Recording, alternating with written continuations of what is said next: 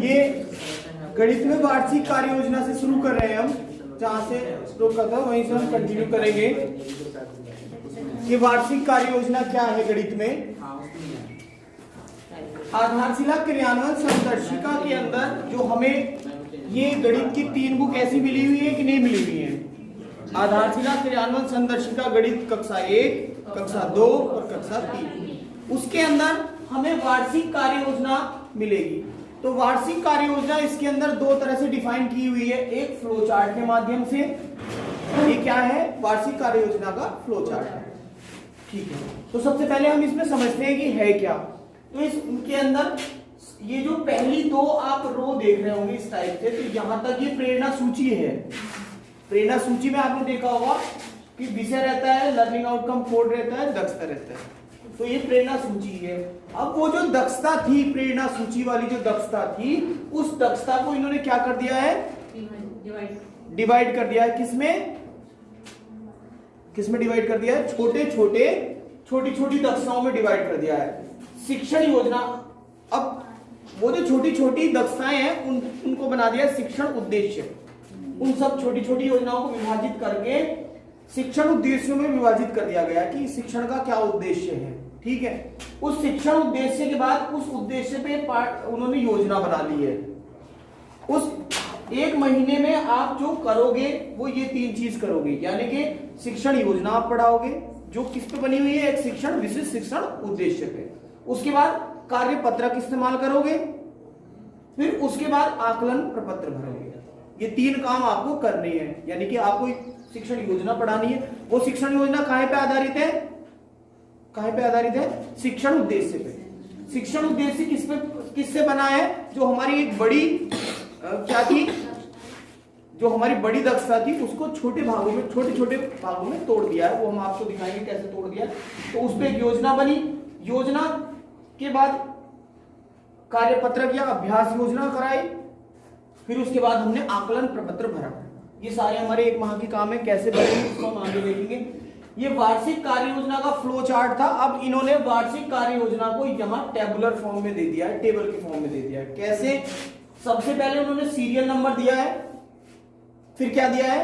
Serial number के बाद आप यहां से देखोगे महीने का कोड है, जिस महीने में, फिर जैसे यहां सितंबर लिया है, फिर कौन सा यहाँ जो विषय लिया है, जो विषय कौन सा है यहाँ जो प्रेरणा सूची में है, यहाँ लिख दिया है संख्याओं की समझ और गणितीय कार्य, जिसको हम नेस्टेड लर्निंग आउटकम कहते हैं। उसके बाद उसका कोड लिया है, वो दक्षता पूरी लिख दी है। उसके बाद हमने कहा था कि शिक्षण का उद्देश्य, यानी कि उस बड़ी दक्षता को उन्होंने कहां में बांट दिया है? छोटी दक्षता में। तो यहाँ कम ज्यादा की समझ, शिक्षण उद्देश्य क्या हो गया इनका?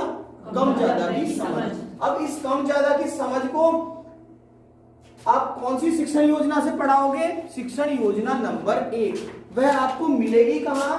कौन से पृष्ठ पे मिलेगी? इस बुक के अंदर, वो लिखा है यहां। फिर जो उसके अंदर कार्यपत्रक यूज हुआ है वो कहां मिलेगा? उसका पृष्ठ संख्या लिखा है यहां। समझ गया? ये समझ आ गई कि कार्य योजना का जो फ्लो चार्ट है और जो ये टेबुलर फॉर्म में समझ आ गई कैसे इसको रीड करना है। यहां से क्या है? महीना। सबसे पहले जो कॉलम है उसमें सीरियल नंबर है, दूसरे कॉलम में महीना है, तीसरे कॉलम में विषय या नेस्टेड लर्निंग आउटकम है, चौथे कॉलम में कोड है, 5वें कॉलम में दक्षता है, छठे कॉलम में शिक्षण उद्देश्य है जिस पर शिक्षण योजना बनाई गई है। फिर उसके बाद वो योजना कौन सी योजना है? योजना नंबर 1 कौन से पृष्ठ पे मिलेगी? इस बुक के अंदर, वो पृष्ठ है। और कौन सा कार्यपत्रक आपको यूज करना है, कौन से पृष्ठ पे मिलेगा वो।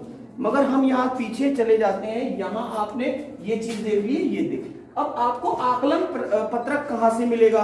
तो आकलन पत्रक के लिए भी इसमें आप जाओगे 150 पेज पे, लगभग 150 पेज। यहां जैसी आप खोलोगे 150 पे, तो आपको ये इस तरह से कार्य पत्रक मिल जाएंगे, आकलन पत्रक मिल जाएंगे। ये इस तरह से आकलन पत्रक है। नेक्स्ट हम आगे अभी दिखाएंगे, उसमें कैसे फिल करना है ये भी हम बताएंगे आपको अभी। तो उससे पहले जो शिक्षण योजना बताई थी, शिक्षण योजना किस पे बनी हुई है? शिक्षण उद्देश्य से। शिक्षण उद्देश्य कहां से आया है? बड़ी दक्षता को छोटे में बांट दिया।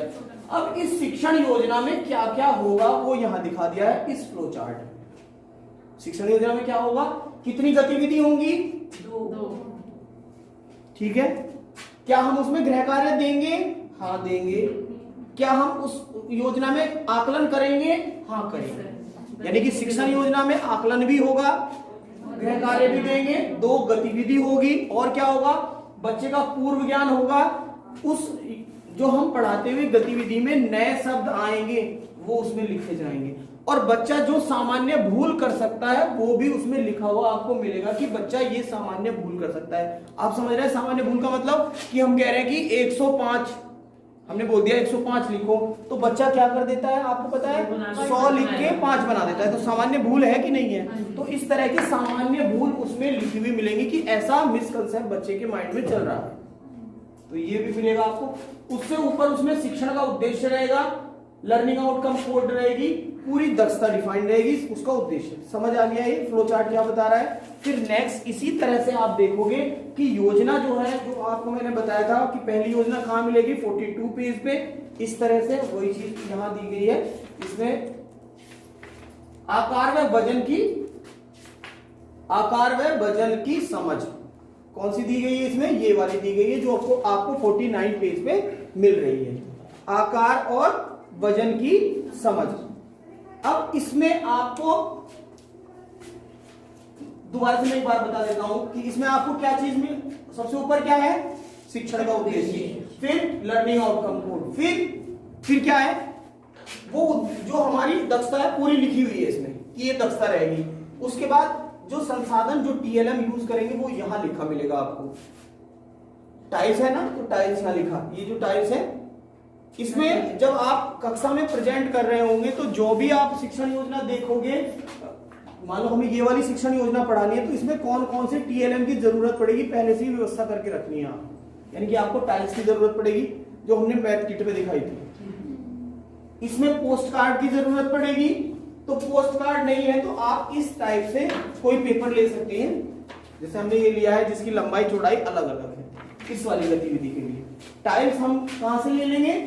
हमारे पास किट है जो हमने कल दिखाया था, ये मैथ वाली जो हमारी किट है, इस मैथ किट से हम टाइल्स ले लेंगे कि पहले से अरेंज करके हम वहां रखेंगे जो जो चीजें हमें वहां उसमें प्रेजेंट करनी है। अब क्या इसमें पूर्व ज्ञान दिया गया है? बच्चे का क्या पूर्व ज्ञान है इसमें डिफाइन रहेगा कि नहीं रहेगा? डिफाइन रहेगा। बच्चा जो नए शब्द उसके अंदर है क्या उसमें दिए रहेंगे? सामान्य भूल दी रहेगी कि नहीं दी रहेगी? हाँ दी रहेगी। अब गतिविधि की बात करते हैं। यहां जो गतिविधि आई है इसके जो निश्चित, अब इन जो टाइल्स की बात कर रहे हैं, इस टाइल्स का इस्तेमाल करके जिस कोई एक कक्षा की ये संदर्भ का निकालो पेज नंबर 49 पे, फिर साथ साथ समझ में आता है।